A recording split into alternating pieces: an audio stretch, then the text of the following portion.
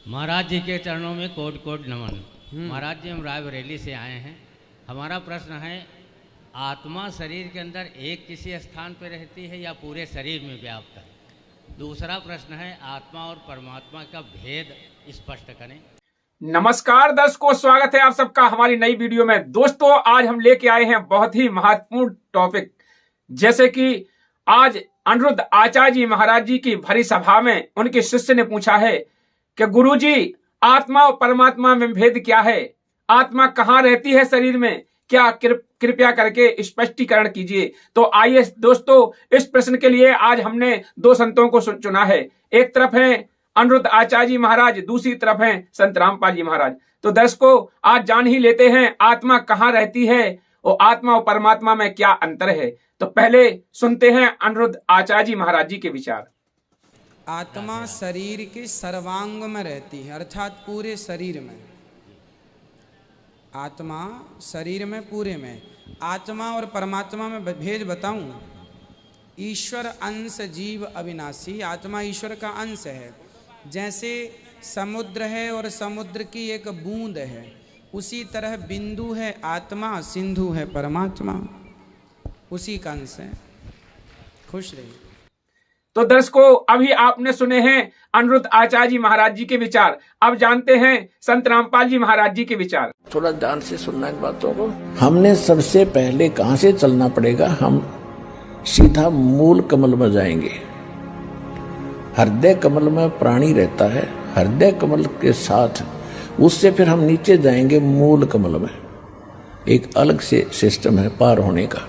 मूल कमल से फिर आएंगे वापस ब्रह्मा के कमल में, फिर विष्णु जी के कमल में, फिर उसी हृदय कमल यानी शंकर के कमल में, फिर कंठ कमल में, पीछे रीढ़ की हड्डी के साथ साथ अंदर की साइड में सिस्टम है। और फिर हम आएंगे त्रिकुटी पे। जब तक हमारे ये नीचे के कमल नहीं खुलेंगे, ये साफ नहीं होगा, क्लियरेंस ये हमें नहीं देंगे, तो जीव आगे नहीं जा सकता। तो उसके लिए भी हम आपको पहले मंत्र जो देते हैं 7 मंत्र, वो 5 मंत्र तो इन्हीं कमलों से आपको बरी कराने के हैं, फ्री कराने के हैं। आपका नो डू सर्टिफिकेट आपको प्रत्येक स्थान पर तैयार मिलेगा इस भक्ति से जो दास ने आपकी दी है। पहले हम हंस रूप थे, परमात्मा परमहंस रूप है। हम आत्मा थे, प्रभु परमात्मा हैं।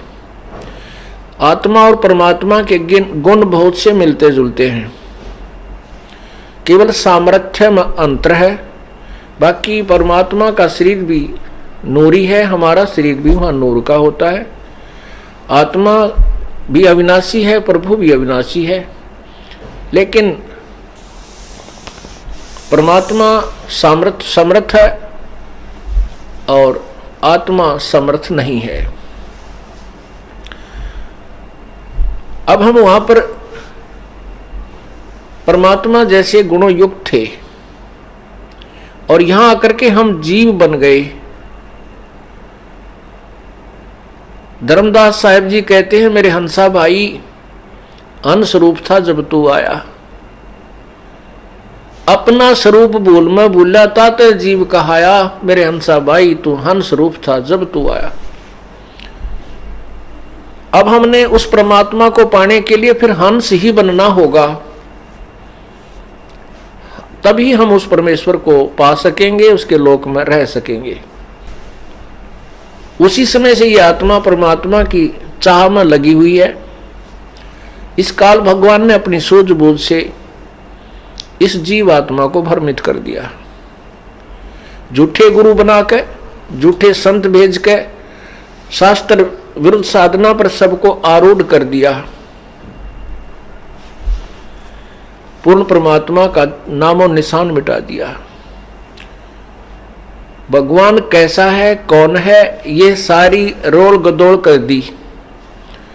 कोई कहता है भगवान निराकार है, कोई कहता है भगवान विष्णु है, कोई कहता है भगवान शिव जी है, कोई कहता है भगवान ब्रह्मा है, यही सर्वसृष्टि रचनहार है। कोई कहता है भगवान तो ब्रह्म है। यानी किसी की भी थ्योरी, किसी का भी सिद्धांत एक दूसरे से मेल नहीं करता। तो दर्शकों, आप लोगों ने दोनों संतों के विचार सुन ही लिए हैं। आप कमेंट बॉक्स में अपनी राय जरूर दें, कौन से संत सही बता रहे हैं, कौन से संत गलत बता रहे हैं। दोस्तों, वीडियो देखने के लिए धन्यवाद। फिर मिलते हैं नेक्स्ट वीडियो में, तब तक के लिए बाय बाय, जय हिंद।